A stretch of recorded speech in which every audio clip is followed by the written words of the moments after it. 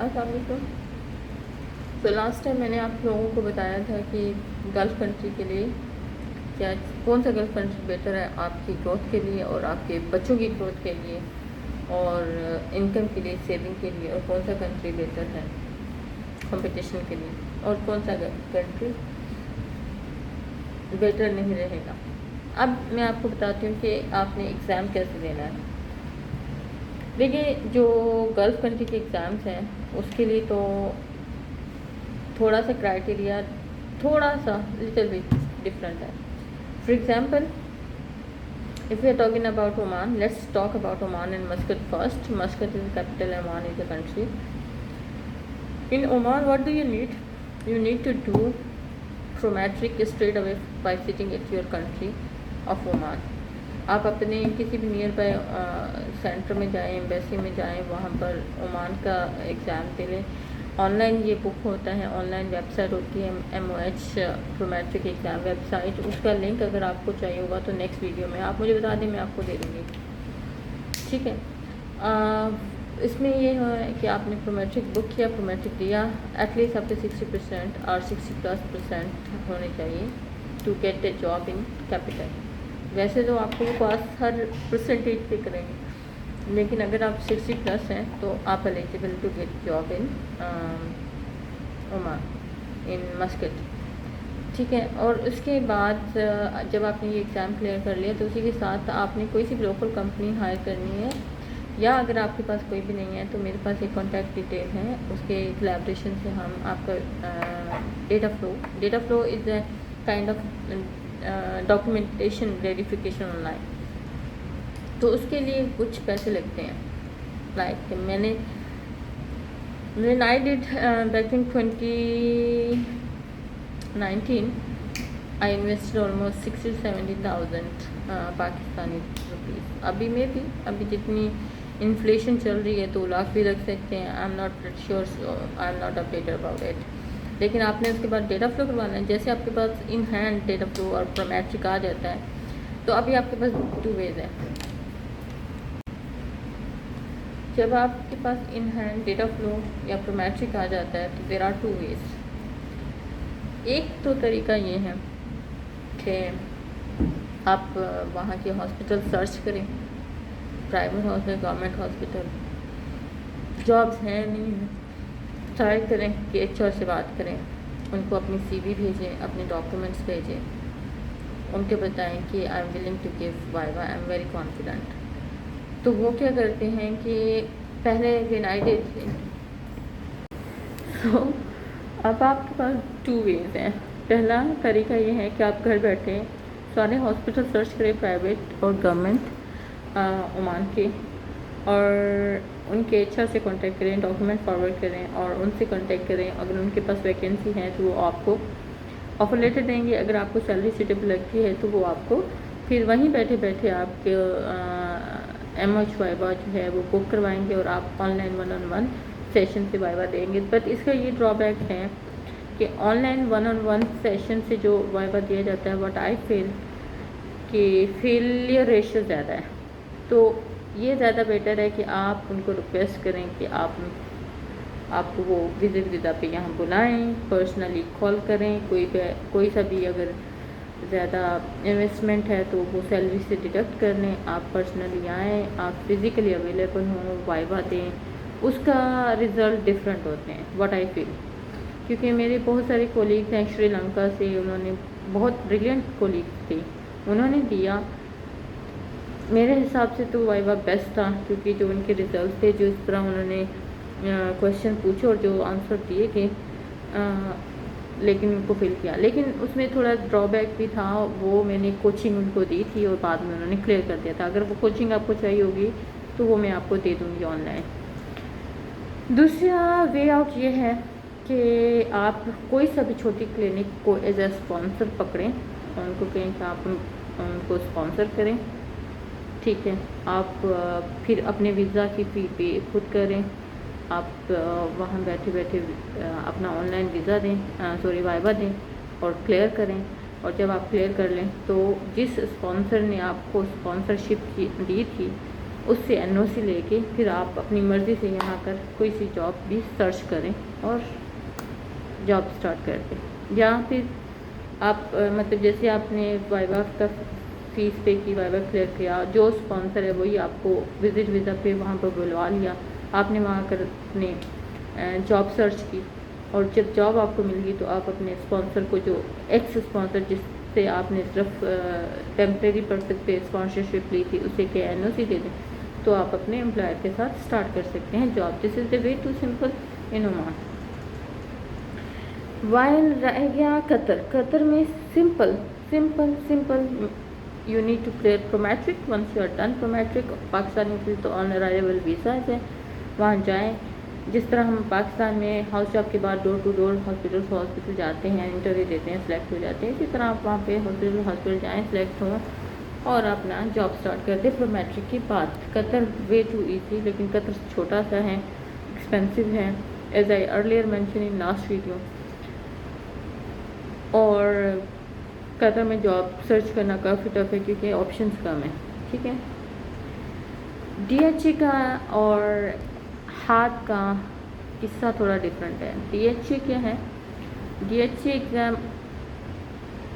Other than Abu Dhabi, UAE کی کوئی سی بھی ادر اسٹیٹ ہے ادر دین ابو دھابی, اس کے لیے DHA ہے جس میں اور پرائیویٹ ہاسپٹلز آ جاتے ہیں.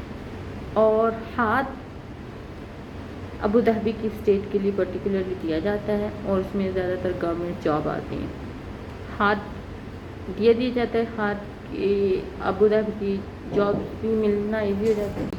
And if there is non Abu Dhabi main other than Abu Dhabi, then DHA is required for private.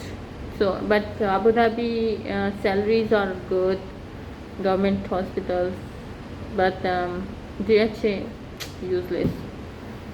Recently I was talking to my friend on LinkedIn. She is not my friend, so-called hi hello colleague. If I would call her friend, it's okay, but thing is I never know her before. Only from that talk I started knowing her. So وہ بتا رہی تھی کہ she is doing volunteer job without salary for the last 4 months. اور اس کے الگ سے لوگ جو ہیں والنٹیئر جاب کر رہے ہیں, لیکن ان کو اگر سیلری دی بھی جا رہی ہے تو 400 600, اور کسی کی تو سیلری 3 منتھ سے ہولڈ کی ہوئی ہے. So there is no use to go to UAE through DHA. It's really shitty idea now. So much saturation, so much expensive country, less earning, no fun. Whatever you're earning, you're investing. There is no saving at all. So thinking about UAE is totally useless.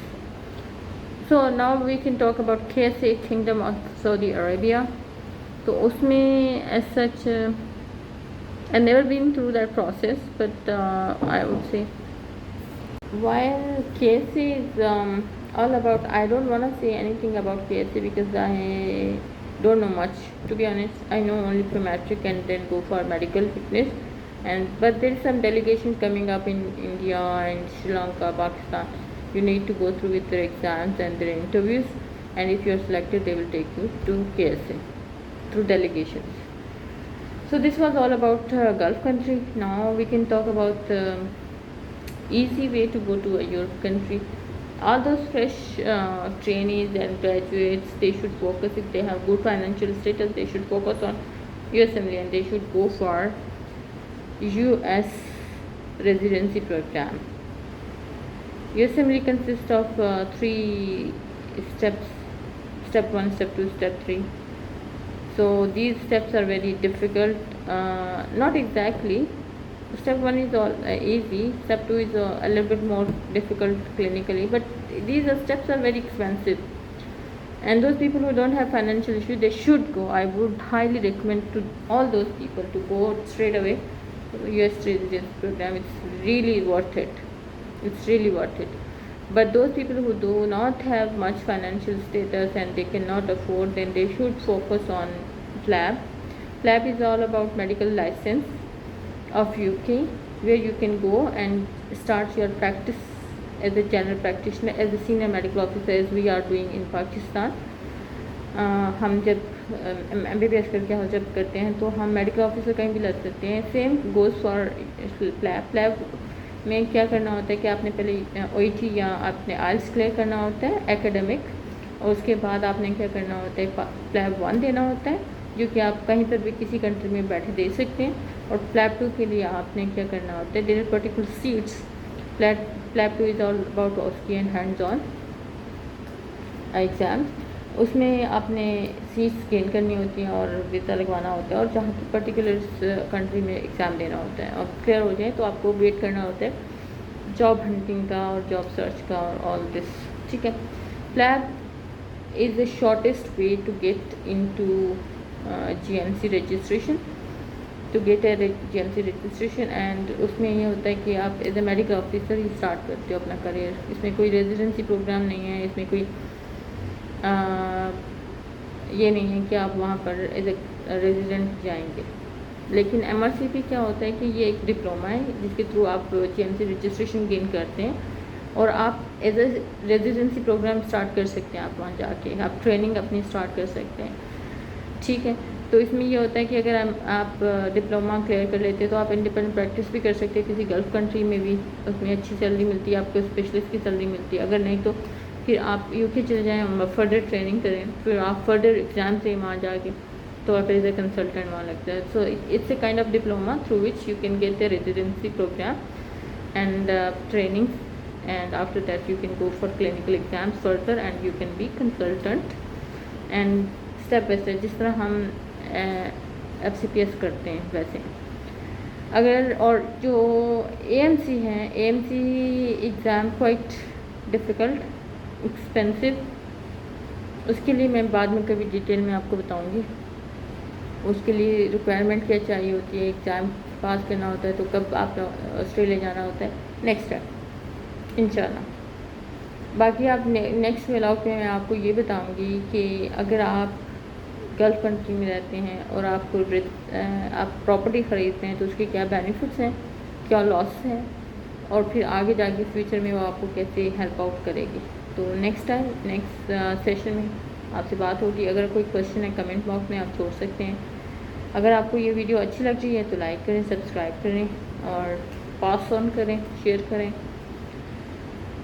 I hope see you next video soan.